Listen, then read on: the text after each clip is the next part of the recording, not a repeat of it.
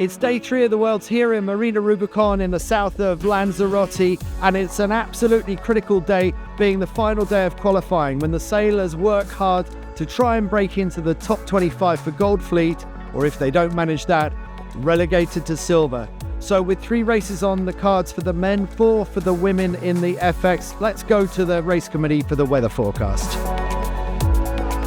Thanks, Andy. We are here in Papagayo area. We have now wind breathing from 8 to 14 knots and shifty from 300 to 330, more or less. It was a long day on the water in big swell and tricky northerly breezes rolling off the lunar mountainscape of Lanzarote. At the end of 4 FX races for the women, reigning world champions from Sweden, Vilma Bobeck and Rebecca Netzler took some brave tactical decisions and have moved into the overall lead ahead of their Dutch rivals, Adele van Aanholt and Annette Doets. Later in the afternoon, the men's 49er groups completed their final 3 qualifying races. As they arrived back ashore in Marina Rubicon, there was a huge range of emotions for men and women alike as they checked the scoreboard to see where they had finished up.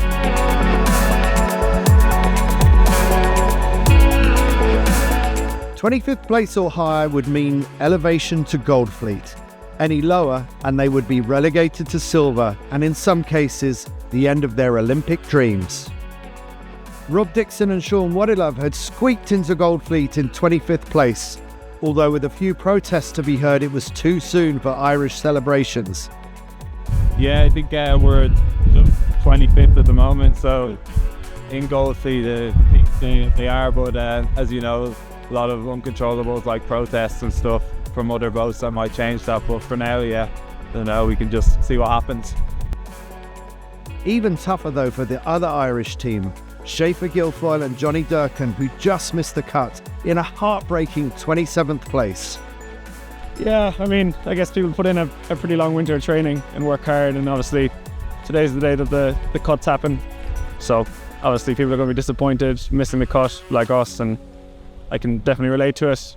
Not at tears just yet, but yeah, it can be pretty tough, pretty brutal, but it's sport at the end of the day. So no, I don't think you question it.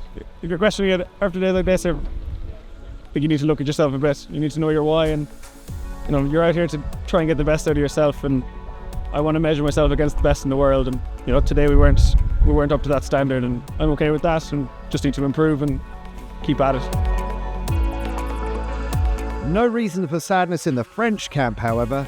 Erwan, Fischer and Clement Picon continue their charge at the top of the rankings, now 3 points in front of world champions Bart, Lambriex and Floris van der Werken.